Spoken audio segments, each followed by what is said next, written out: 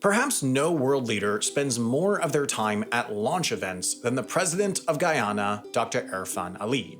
That's because the small South American country is speedrunning national development. For example, just weeks ago, the president was at the opening of the Aden, a new luxury hotel in the capital. Operated as a franchise of the Best Western, this is only the country's third aligned with an international brand, and it's badly needed. The country's top hotel, the Marriott, is consistently selling for over $600 a night as a recent influx of foreigners has outpaced the country's ability to build hotel rooms, meaning it's consistently more expensive than the Marriott in New York's Times Square. But this new hotel in Guyana's capital of Georgetown is the first of a relative deluge backed by the country's government, including a 4 Points by Sheraton, Hyatt Place, AC by Marriott, Courtyard by Marriott, and Radisson Blu already announced and in development. Also notable enough to warrant the president's attendance was the opening of Guyana's first Starbucks. Prices are steep, higher in fact than in the US. A medium latte goes for 1,400 Guyanese dollars, or about $6.75 USD. Considering just 5 years ago, Guyana was one of the poorest countries in South America with a human development index lower than that of Palestine, it's remarkable that there are now enough people with enough disposable income in Georgetown to sustain such an expensive coffee shop. Something similar can be said for the country's new P.F. Chang's, whose opening was also, of course, attended by President Dr. Irfan Ali. There, an order of crab wontons goes for the equivalent of $22 US. A major reason why these international brands are setting up in the country is because there are now more people from abroad coming into the country. So in addition, of course, Dr. Irfan Ali was also on hand to receive a delegation from United Airlines when the carrier undertook its inaugural flight from Houston to Georgetown. He fulfilled similar duties when British Airways started flights to the country via St. Lucia, reconnecting Guyana with its former colonial capital of London. As recently as 2019, Guyana's only flights beyond the Caribbean region were to Miami and New York. Since then, in addition to the Houston and London flights, American and JetBlue added their own flights to New York, Caribbean Airlines to Toronto, and Avianca to Bogota. There's just suddenly so much more demand to get to the nation, and therefore so many more airlines willing to take travelers' dollars. This turbocharged development also manifests in far less flashy ways as well. The president also presided over the launch event of DynamIQ, a new Guyana-based enterprise IT provider. It may not be exciting, but as more and more tech-dependent companies enter the country, they need a company to sell hardware, integrate cybersecurity systems, and provide ongoing support. Something similar can be said for this highway opening. As Georgetown grows larger and rents rise, this section of land across the Demerara River is suburbanizing, and therefore this higher throughput road through the area will help alleviate commuter traffic. Behind this all, the reason why Guyana is developing so much, so fast, is oil. And a whole lot of it. Now, in retrospect, it's not some massive surprise that Guyana has oil. In fact, it sits directly next to Venezuela, the country with the single largest proven oil reserves in the entire world. Geologists have long speculated that the same formations extended across the border into Guyana, yet decades of half-hearted exploration last century only yielded uneventful discoveries that were either too small or too difficult to exploit commercially. Exxon held exploration rights since the late 90s, but it was only around 2013, as these rights drew close to expiring, that the company started to form a coalition of smaller oil companies willing to do what they weren't in paying $225 million for the exploratory drilling process. In exchange, these companies would get a portion of the overall oil rights and therefore revenue, if oil was found at all. But on May 5th, 2015, the Deepwater Champion oil rig broke through to liquid. The geologists were right. Guyana had oil. It would take some time for the true scale of this discovery to become clear. As Exxon and its partners kept exploring over the years that followed, their understanding of the extent of this oil deposit grew and grew and grew. Today, 11 billion barrels worth of oil have been found. That by itself is a lot. It's a good bit more than that of Norway or Ecuador, for example. But while Guyana only sits around 18th in the world for proven oil reserves, there's a big difference between it and every other country higher on the list. With a population of just 830,000, Guyana is far, far smaller than every country with more oil, meaning its oil per capita is amongst the highest in the world, beaten only by that of Kuwait. But there is yet still a difference between Kuwait and Guyana. Kuwait is an emirate, a form of monarchy, meaning much of the spoils of its oil wealth is confined to the ruling family. Guyana, however, is a democracy, meaning, at least in theory, oil revenue should be used for the benefit of the nation and its people.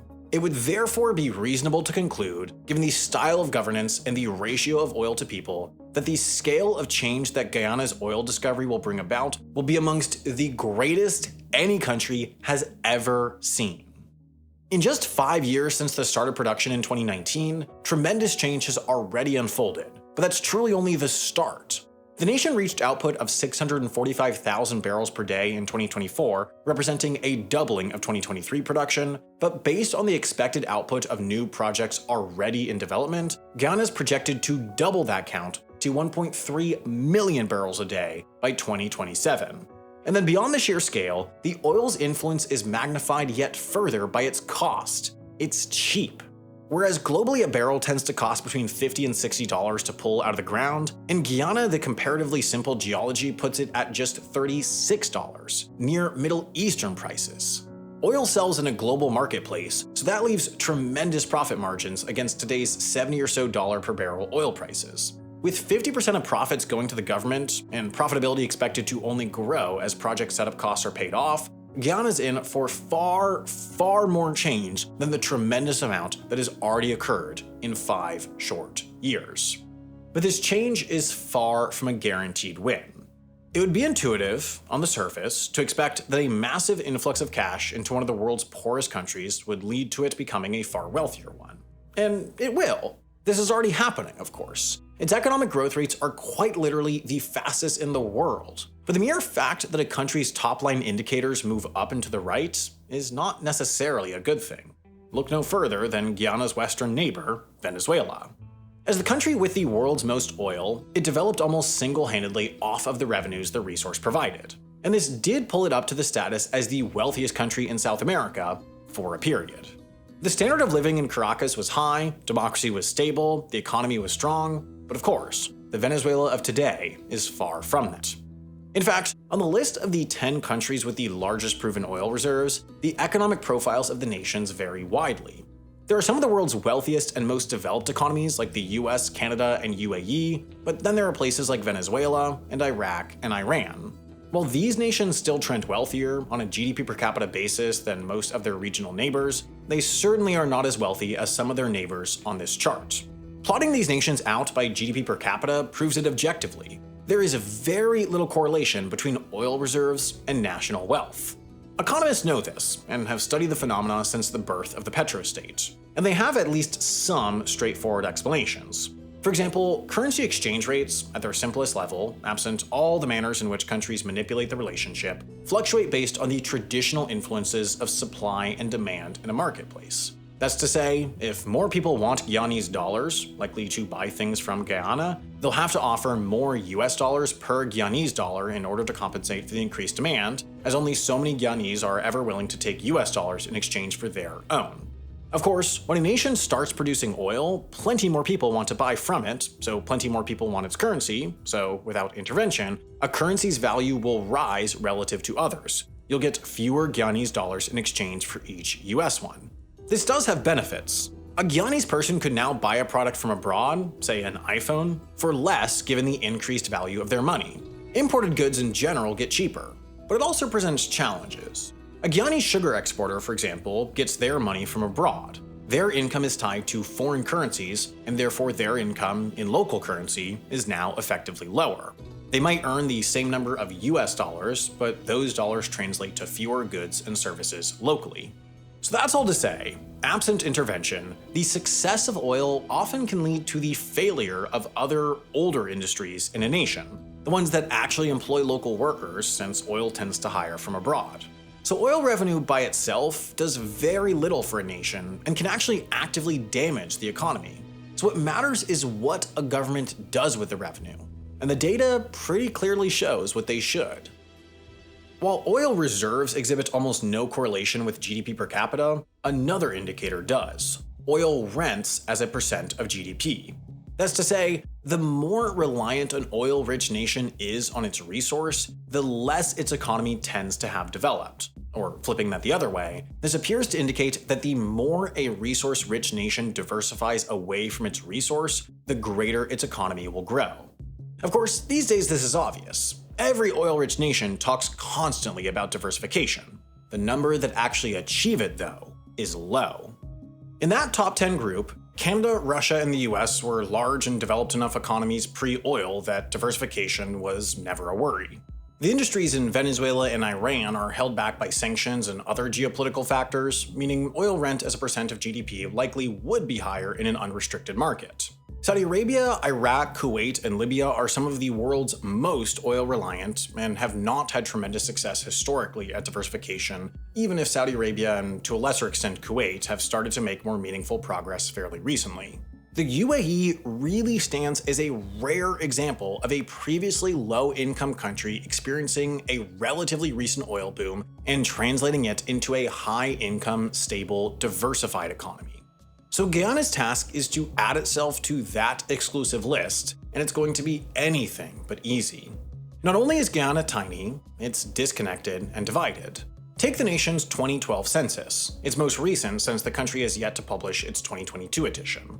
Nationally, 74% of people live in rural areas, putting it near Afghanistan and Tajikistan in the metric. And that doesn't consider that 90% of the population lives in 6 regions that comprise the coastlands, while the other 10% are spread across the other 2/3 of the nation's landmass in what's called the hinterlands. In the hinterlands, the closest comparable US state in terms of population density is Alaska, while for the nation in whole, the most comparable state would be the US's 3rd least dense, Montana. Guyana, then, is not only small in size, it's small in population and population centers, with pockets of people and villages spread across a relatively rough and heavily forested landscape. This makes managing a country, let alone a functioning democracy, all the more difficult, as conveniences like broadband or cell service or even paved roadways have yet to make it to many communities. Then zooming out, another physical disconnect. More than half of all Guyanese live outside of Guyana. There are 300,000 in the United States, nearly 100,000 in Canada, and 30,000 in the United Kingdom. If the Guyanese population of Brooklyn was a city in Guyana, for instance, it'd be the country's 2nd largest city. Effectively, the country is split between those who have and haven't left, with massive emigration beginning in the country in the 1970s, largely on account of a lack of work prospects and moments of real instability fueled by another divide, this one, ethnic. A result of colonial-era indentured servitude and the transatlantic slave trade, Guyana is split between 2 major ethnic groups with nearly 40% of the population Indo-Guyanese and another 30% Afro-Guyanese.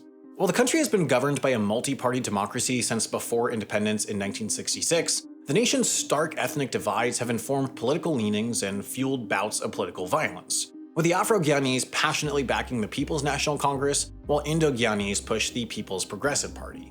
Even in the country's heavily publicized and closely monitored elections of 1992, deemed the nation's first fair and free, riots and an attack on the Elections Commission building made the New York Times. The trend continued in the following elections of 1997 and 2001 as violence marred both occasions. Nevertheless, Guyana has remained a democracy, albeit a concerningly frail one, as it ranks 67th on the Economist Democracy Index, where it's categorized as a flawed democracy.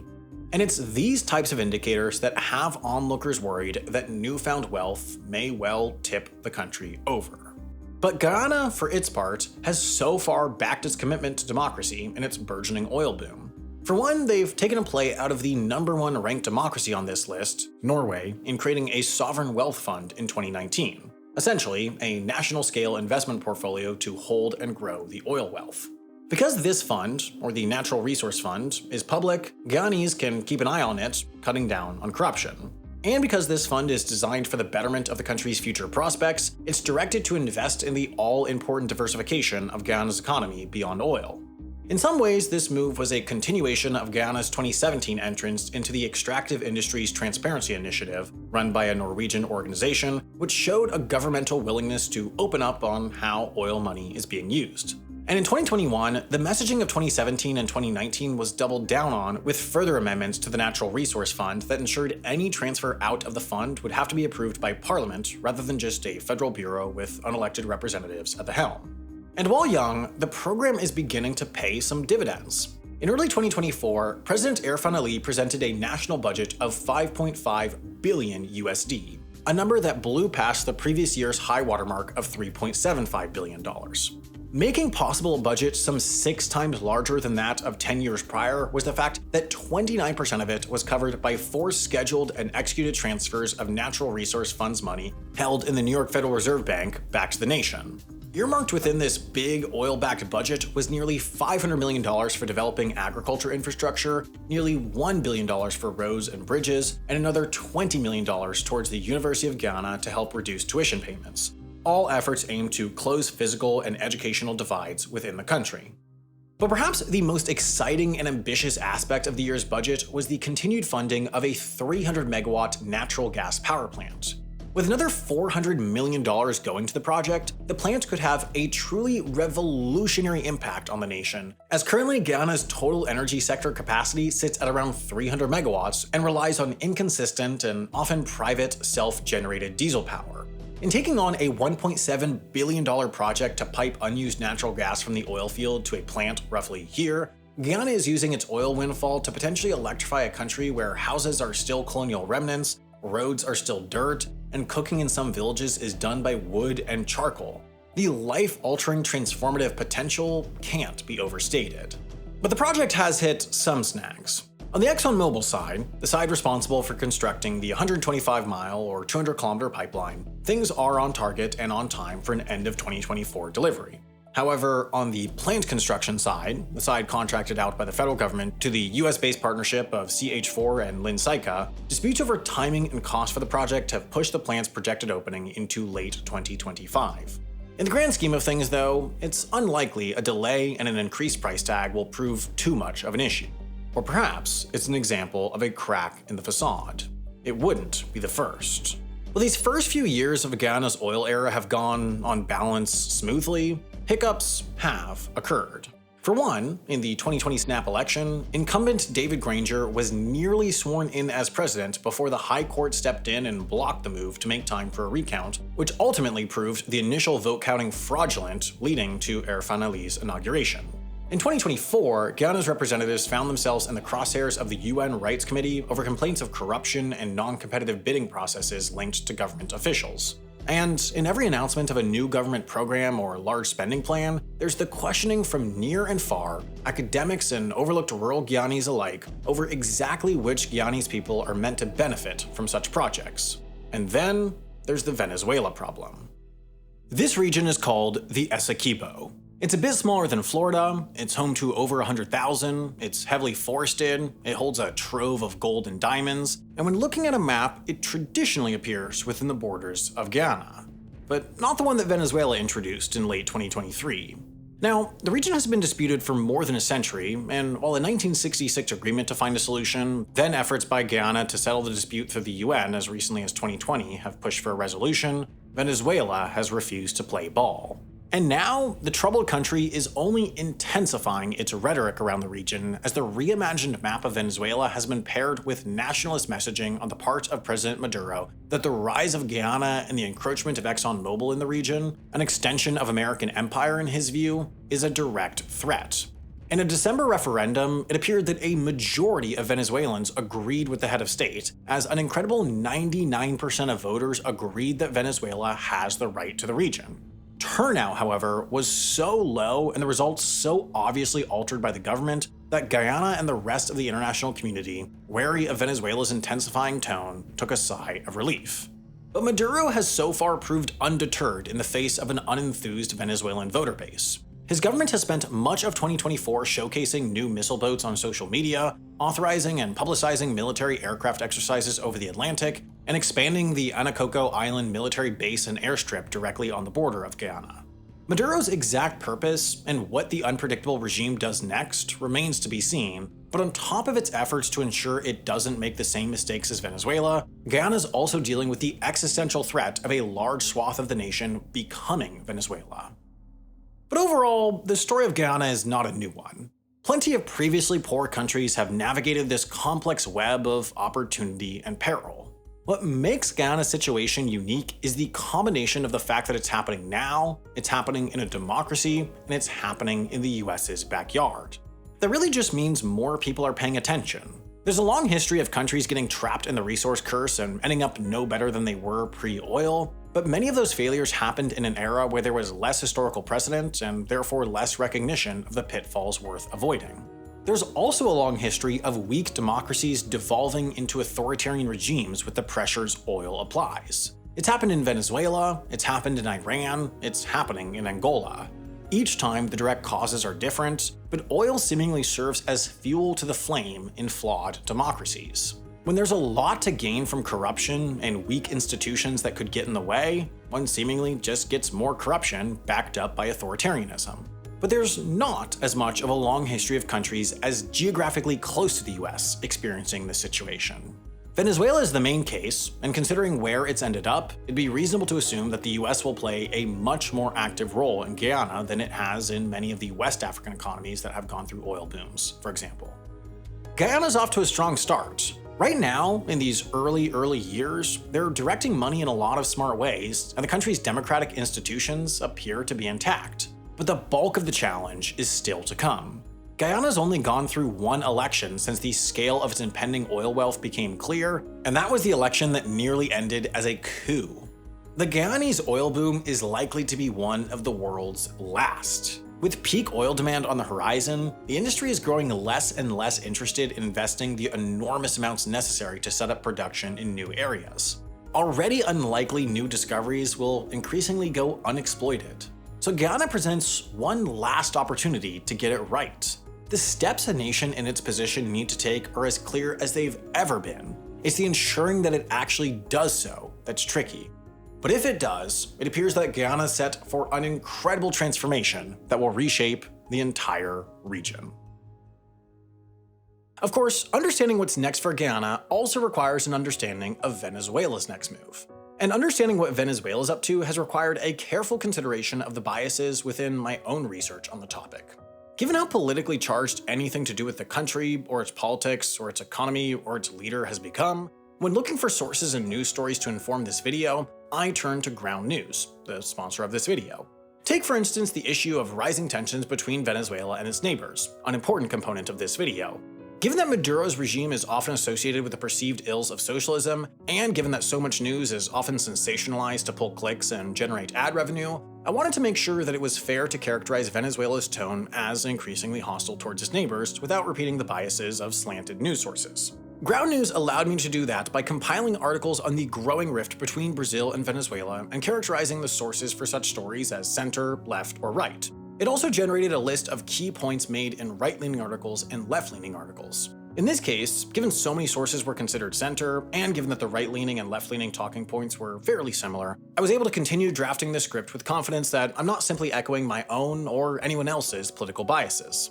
And not only is Ground News a massive aid in spotting biases and slant in the stories you care about, it also has a feature called Blind Spot that identifies and introduces stories that are not getting equal coverage from the right and left, which is so helpful to any and all news consumers because it allows each and every one of us to move beyond our own biased media diets to consider what we're missing. On top of Blind Spot, Ground News also has a local feed, so you can plug in your city and quickly identify the slant in the stories that are getting covered in your hometown.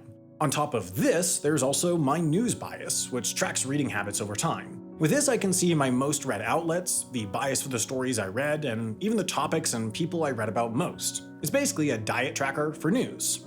And one final aspect I'd like to shout out is the ownership feature that Ground News has developed. They've analyzed well over 2,000 separate news sources to distill the ownership structure of each source into one of 7 categories, ranging from wealthy private owners to government-owned and operated news sources, which again helps me understand why a story is framed the way it is.